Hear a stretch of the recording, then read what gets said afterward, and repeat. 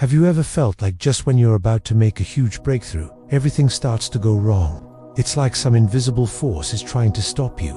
Well, imagine that feeling, but magnified 1 billion times. That's what Siddhartha Gautama faced on the most important night of his life. This is the story of the night of enlightenment, a showdown between one man's resolve and the very forces of the cosmos. We all know the image, the Buddha, sitting peacefully under the Bodhi Tree, but the path to that peace was a battlefield. According to the earliest Buddhist texts, like the Pali Canon, as Siddhartha sat down, determined not to get up until he found the truth, he wasn't alone. A being known as Māra took notice. So, who or what is Māra? The name literally means death or killer. In Buddhist cosmology, he's a powerful deity, the lord of the desire realm, whose job is to keep all of us trapped in the endless cycle of birth, death, and rebirth. He's the ultimate gatekeeper of suffering. But Māra isn't just some external demon. The Buddha also spoke of your own Māra, the internal enemies, our attachments, our fears, our doubts. Māra is both a cosmic force and the embodiment of our own inner demons. For years, Māra had been watching Siddhartha, waiting for a moment of weakness. Now, seeing him on the verge of escaping his dominion for good, Māra knew he had to act. If Siddhartha succeeded, he wouldn't just be free himself. He would show countless others the way out. For Māra, this wasn't just personal. It threatened his entire system. The assault began not with a roar, but with a whisper.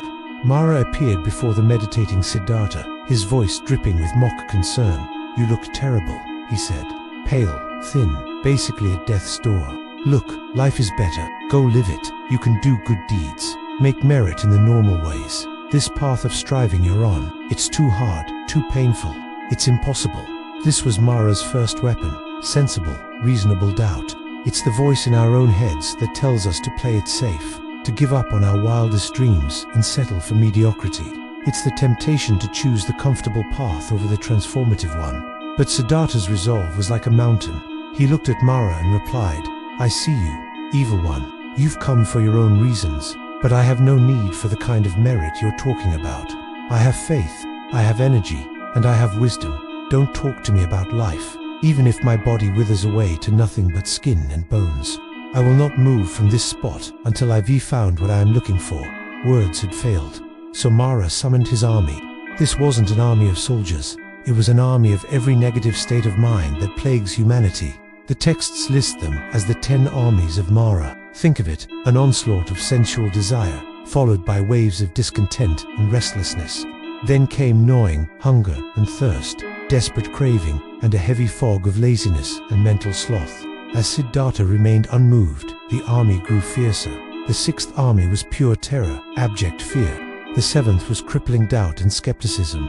The 8th was arrogance and ingratitude. The 9th was the addiction to praise, fame, and ego.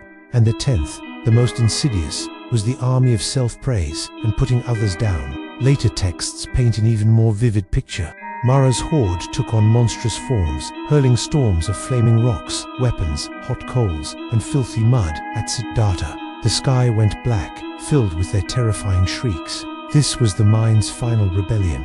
It was every fear, every distraction, every piece of inner turmoil rising up to stop the breakthrough.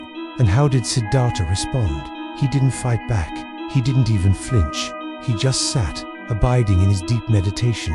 In the stories, the weapons thrown at him turned into flowers, raining down harmlessly. The raging storms became gentle breezes.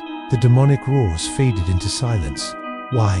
Because his meditation was so deep, these things couldn't touch him. His virtues, perfected over countless lifetimes, were like impenetrable armor. Most importantly, he had already accepted the possibility of death, so fear had no power over him. There was no self left to threaten. The attacks had nothing to stick to. Seeing his army of terror fail, Māra switched tactics. If fear wouldn't work, maybe seduction would. He sent his 3 most beautiful daughters, Craving, Discontent, and Lust. They appeared before Siddhartha as celestial dancers, transforming into every conceivable shape of alluring beauty, from young maidens to mature women. They danced, they sang, they offered him every worldly pleasure imaginable. But Siddhartha's mind was fixed on a deeper reality. Where others saw enchanting beauty, he saw only the truth of impermanence. He saw bodies that would inevitably age, get sick, and die. He saw momentary collections of flesh and bone, empty of any lasting essence. The seduction was powerless against such profound insight. His daughters returned to Māra, defeated. "Father," they said, "it's useless. Trying to tempt him is like trying to scratch a mountain with a feather." Māra was desperate. He had one final card to play, the most subtle and powerful attack of all. He confronted Siddhartha directly and challenged his right to be there. "That seat you're sitting on," Māra boomed, "it belongs to me. Who are you to claim enlightenment?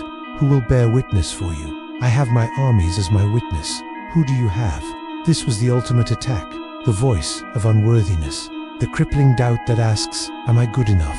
Have I done enough? Who am I to think I can achieve this?" It's a question that can stop anyone in their tracks. Siddhartha didn't argue. He didn't boast. In a moment that has been immortalized in Buddhist art for centuries, he simply reached down his right hand and touched the ground. This is the famous earth-touching gesture, the Bhumisparsha mudra. His message was clear. He wasn't calling on gods or angels. He was calling on the very earth itself. "The earth is my witness," he declared. The ancient texts say that in that moment, the earth goddess herself arose and spoke with a voice that shook the cosmos. "I bear witness," she proclaimed. For countless lifetimes, this great being has perfected generosity, virtue, patience, and wisdom. He has earned the right to this seat. The ground trembled, and Māra and his entire legion of darkness vanished like a bad dream. The battlefield fell silent. The storm was over.